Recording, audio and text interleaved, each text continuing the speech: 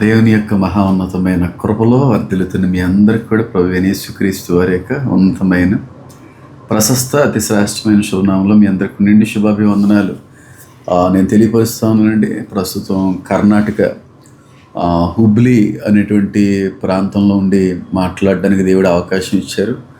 అయితే వాక్య పరిచయ నిమిత్తమే ఆహ్వానించబడిన కారణాన్ని బట్టి ఈ చోటకు రావాల్సి వచ్చింది. దొరికినటువంటి కొద్దిపాటి సమయంలోనే కొన్ని విషయాలు మీ అందరితో కూడా పంచుకోవాలి అనేటువంటి ఆలోచనతో ఈ విషయాలను తెలియపరచడానికి ప్రయత్నం చేస్తాను. అయితే నేను చాలా ఇయర్స్ నుంచి, చాలా మంత్స్ నుంచి కూడా ఇజ్రాయెల్ యొక్క యెరూషలేము యొక్క 3వ దేవాలయ నిర్మాణ విషయంలో కావచ్చు, అలాగే రీసెంట్గా బలి ఇచ్చినటువంటి విషయంలో కావచ్చు, ఎప్పటికప్పుడు మీ అందరితో కూడా నేను నాకు తెలిసినటువంటి ఎన్నో విషయాలు, నా వరకు వచ్చినటువంటి ఎన్నో ఇన్ఫర్మేషన్స్ అన్నీ కూడా మీకు పాస్ చేస్తూనే ఉన్నాను. అయితే 3వ యెరూషలేము దేవాలయం కట్టబడడానికి సన్నాహాలు సిద్ధంగా ఉన్నాయని యూదుల యొక్క పెద్దలు, రబ్బీలతో పాటుగా కొంత బయట సోర్సెస్ కూడా ఈ విషయాలు తెలియపరుస్తుంది. అలాగే రీసెంట్గా జరిగినటువంటి ఎర్రని పెయ్యకి సంబంధించిన ఇన్ఫర్మేషన్ కూడా మీ అందరితో పంచుకోవడానికి దేవుడు కృప అందించారు. అది ఏమంటారు, ప్రాక్టీస్ బలి కాదు, వాస్తవానికి అవసరమైనటువంటి క్వాలిఫైడ్ ఎర్రపై బలి ఇవ్వడం అనేటువంటిది కూడా మీ అందరితో నేను పంచుకునే ప్రయత్నం చేశాను. అయితే ఒక విషయం ఇంటర్నేషనల్ మీడియాలో బాగా సర్క్యులేట్ అవుతూ ఉంది. నేను చాలా ప్రసంగాల్లో కూడా చెప్పాను ఈ విషయాన్ని. బైబిల్ కూడా తెలియపరుస్తుంది. మరొకసారి తెలియని వాళ్ళకి ఇది ఉపయోగపడుతుందని మాట చెప్పడం అంతే.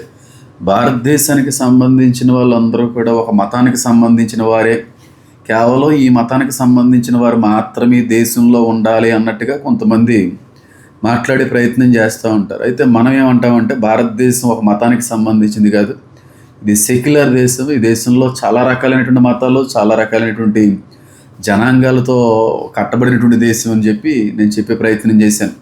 అలాగే భారతదేశంలో ఉండేవాళ్ళు, భారతదేశంలో ఉన్నటువంటి పాపులేషన్ అంతా కూడా ఇండియన్ పాపులేషన్ అనుకోవడం కూడా చాలా పొరపాటే.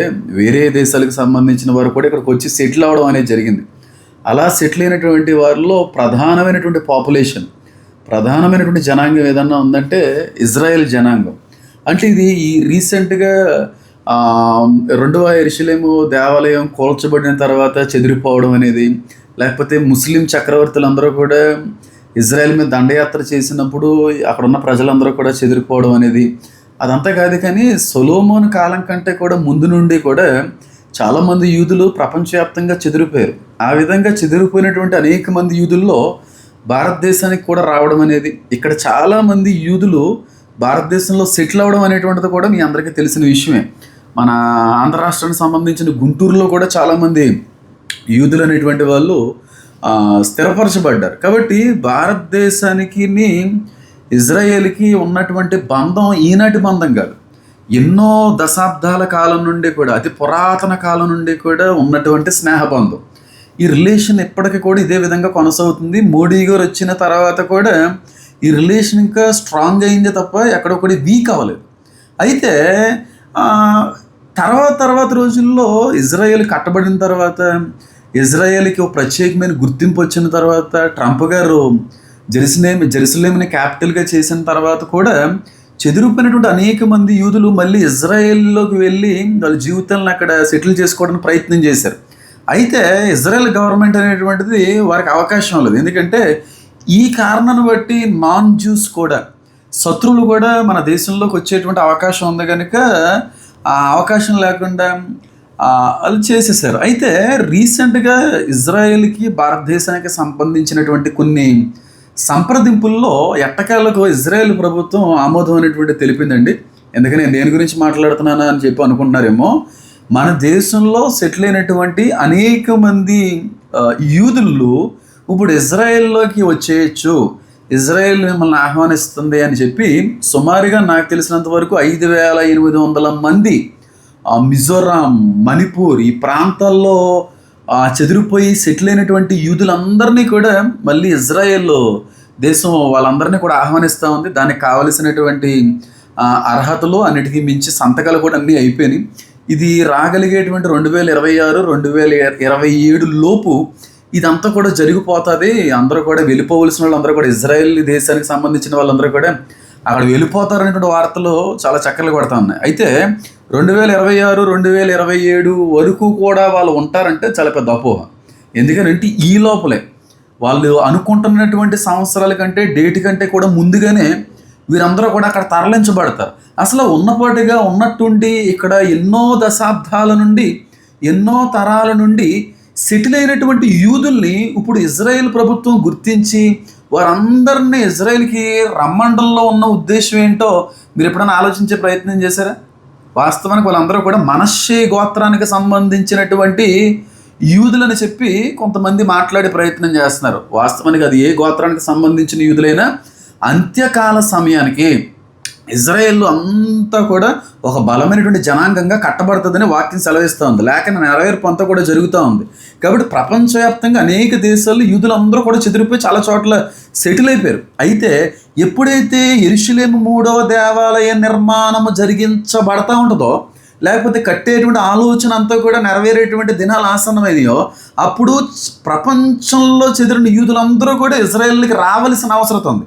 ఇప్పటికే చాలా DNA టెస్టులు కూడా ప్రపంచవ్యాప్తంగా జరిగించింది ఇజ్రాయెల్. ఎందుకంటే ఎక్కడెక్కడ యూదులు ఉన్నారో వీళ్ళందరూ ఒరిజినల్ జ్యూసేనా లేకపోతే ఫేక్ జ్యూసా అనేటువంటి ఈ ఆలోచన ఉన్న కారణాన్ని బట్టి ఆల్రెడీ DNA టెస్టులు కూడా జరిగినాయి. అలాగే అహరోను సంతానానికి సంబంధించిన బ్లడ్ లైన్ కూడా వాళ్ళకి దొరికిందని, ఆ DNA టెస్టులు కూడా అన్నీ కూడా జరిగినాయి అనే విషయం కూడా వార్త అంతా కూడా తెలిసిందే. ఇప్పుడు ఎర్రటి పెయ్య బలిచ్చే విషయం కావచ్చు, ఆ మందిర యాజకులుగా ఉండవలసిన వాళ్ళు కావచ్చు, వీళ్ళందరూ అహరోను సంతానమే ఉండాలి. వీళ్ళందరూ కూడా ఆల్రెడీ సమకూర్చబడ్డారు.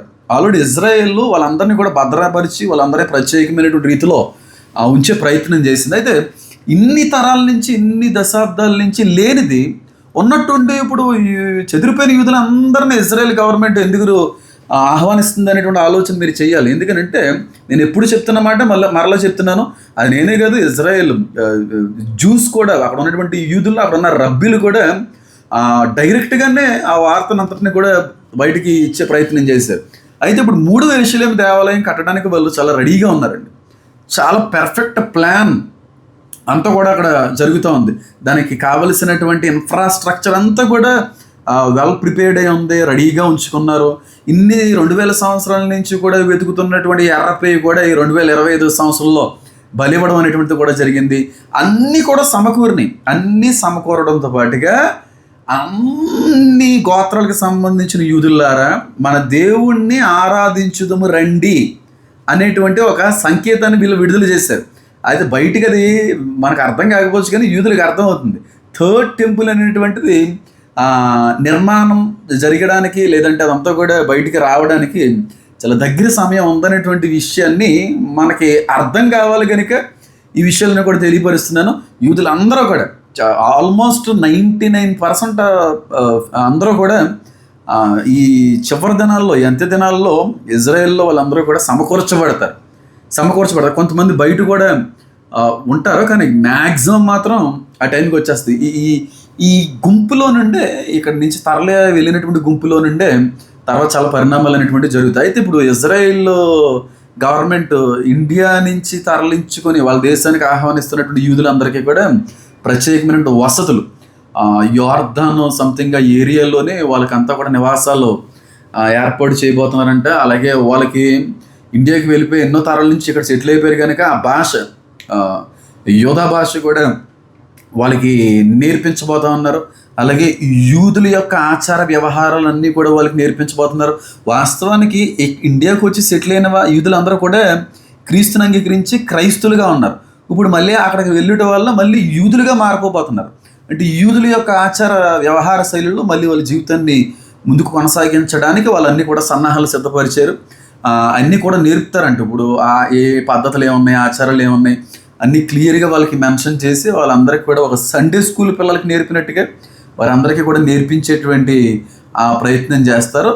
అప్పుడే ఇద్దరు సాక్షులు అనేటువంటి వాళ్ళు కూడా వస్తారని చాలా ప్రసంగాల్లో కూడా చెప్పే ప్రయత్నం చేశాను. ఇద్దరు సాక్షులు 2 గుంపులు అన్నాను. ఒకటేమో అన్యుల్లో నుంచి పుట్టుకొచ్చిన క్రైస్తవ గుంపు, ఒకటేమో యూదుల్లో నుంచి పుట్టుకొచ్చినటువంటి క్రైస్తవ గుంపు. వీళ్ళని లీడ్ చేసేటువంటి 2 వ్యక్తులు అనేటువంటి విషయాన్ని కూడా చెప్పాను. కాబట్టి అక్కడికి వెళ్ళడం అంతా కూడా దైవ సంకల్పం అండి. ఖచ్చితంగా ఇక్కడ నుండి అక్కడికి వెళ్ళిన వాళ్ళు కూడా ఆ మతంలో మళ్ళీ తిరిగి మారిపోతారు అనేది కూడా అవాస్తవం. ఇక్కడ నుండి అక్కడికి వెళ్ళినటువంటి ఈ క్రైస్తవ యూదులు అందరూ కూడా వాళ్ళని మార్చడానికి వాళ్ళ మధ్యన బలమైన సువార్తను కూడా ఈ అంత్య దినాల్లో ప్రకటించేటువంటి ఒక గొప్ప పాత్రలుగా వారందరూ కూడా వాడబడతారని నేనైతే అనుకుంటా ఉన్నాను. ఏదైనా సరే దీన్ని బట్టి మనకు అర్థం కావాల్సి, క్షమించాలి, నాకు జస్ట్ ఒక హాఫ్ అన్ అవర్ ముందు వచ్చిన ఇన్ఫర్మేషన్ అంటే ఆల్రెడీ 300 మంది మణిపూర్కి సంబంధించినటువంటి వాళ్ళు వెళ్ళేటువంటి పరిస్థితులు చాలా దగ్గరగా ఉన్నారు, వెళ్ళబోతున్నారు కొన్ని డేస్లో అనేటువంటిది కూడా వచ్చింది. మణిపూర్కి సంబంధించి అంటే అక్కడ కూడా యూదులు ఉన్నారా?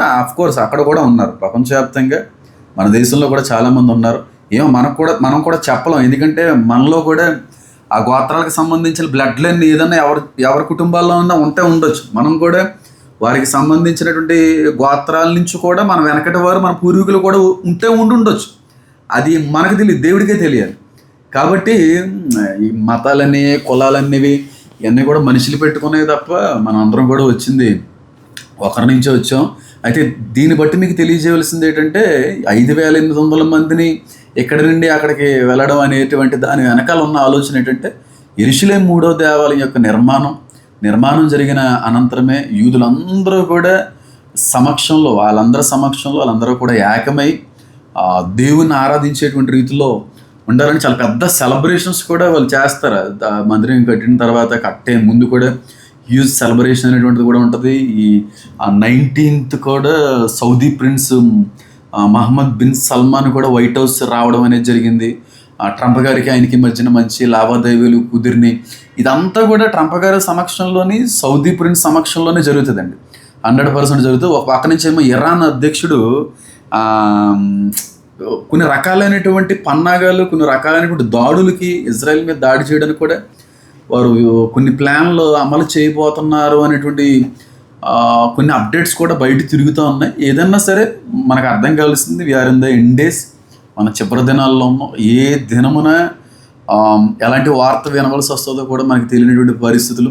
కాబట్టి సిద్ధపడదాం. అనేక మందిని క్రీస్తులోకి నడిపించేటువంటి వారిగా మనం అందరం కూడా ఉండాలని, అందరినీ నడిపించేదానికంటే కూడా వాస్తవానికి రక్షణ పొందుకున్న మనం ఇంతకీ సిద్ధపడ్డామా లేదా, ఆయన రాకడికని వస్తే ఆ వచ్చే సమయానికి మనం ఎత్తబడే రీతిలో ఉన్నావా లేదా అనే ఆలోచన కూడా మనం చేయవలసినటువంటి అవసరం ఉంది. దయించి విషయాన్ని గమనించండి. నేను ఎప్పటి నుంచో చెప్తున్నాను, మరలా చెప్తున్నాను, మన జరిగింది ప్రాక్టీస్ బలి కాదు. 100% యాక్యురేట్ పశువుని బలి ఇచ్చారు. అలాగే 3 యెరూషలేము దేవాలయం కూడా కట్టడం ఈజీ కాదు అనేటువంటి వార్తలను కూడా నేను ఖండిస్తున్నాను. 3 యెరూషలేము దేవాలయం కూడా అతి త్వరలో మన మధ్యకి రాబోతూ ఉంది. మనం అందరం కూడా దేవుడి చిత్తం అయితే చూసేటువంటి రీతిలో ఉండబోతాం. ఎందుకంటే దేవుని రాకడ దానికి ముందు జరిగినట్టయితే ఖచ్చితంగా చూసే అవకాశం ఉండదు. కానీ ఒకవేళ మనకు చూసే ధన్యత కాడి దేవుడు అందిస్తే చూసేవారిగా కూడా మనందరం కూడా ఉంటాం. కనుక ఇవన్నీ కూడా అంత్యదిన ప్రవచనాల యొక్క నెరవేర్పు, అంత్యదినాల్లో సంభవింపవలసినటువంటి విషయాలన్నీ కూడా జరుగుతున్నాయి అనేటువంటి ఒక ఆలోచనలోకి, ఒక నమ్మకంలోకి మీరు అందరూ కూడా రావాలనేటువంటి ఆలోచనతోనే ఈ విషయాన్ని మీ అందరూ కూడా తెలియపరిచే ప్రయత్నం చేస్తున్నాను. కాబట్టి కొంత బిజీ షెడ్యూల్ ఉన్నప్పుడు ఉంది, కొన్నిసార్లు మీ అందరితో మాట్లాడుకోవడానికి కూడా వీలు దొరకట్లేదు. కానీ ఒకవేళ వీలు ఈ విధంగా కానీ దొరికితే ఒక హాఫ్ అన్ అవర్ టైం నాకు దొరికింది, మళ్ళీ ఈవినింగ్ వేరే సెషన్కి వెళ్ళిపోవాలి. కాబట్టి ఉన్న సమయంలోనే మీ అందరితో కూడా కొన్ని విషయాలు, నా వరకు వచ్చినటువంటి విషయాలు, అత్యవసర విషయాలన్నీ కూడా మీ అందరితో పంచుకోవడానికి ప్రయత్నం చేస్తాను. నా కొరకు ప్రార్థన చేయండి, మన పరిచయ కొరకు ప్రార్థన చేయండి, వీలైతే షేర్ చేయండి, నచ్చితే లైక్ చేయండి. God bless you all. Amen.